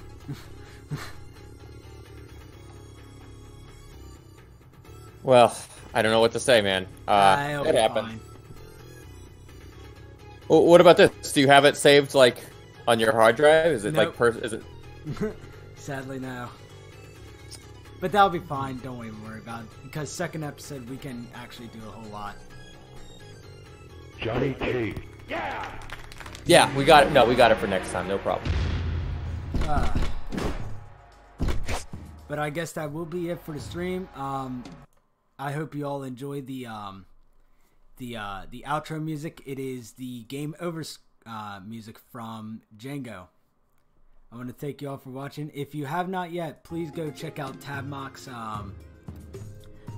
channel. It is in the description below. Please give him a sub, as he is really, really, really good when it comes to lore about Mortal Kombat.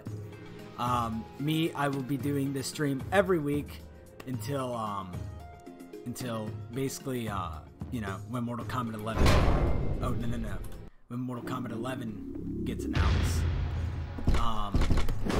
So, I think, I don't know how many episodes that there'll be, but we'll play every mainline game and side games. So basically Shaolin Monks, Special Forces, sadly, Mythologies, all that, all the way from 1 to 9.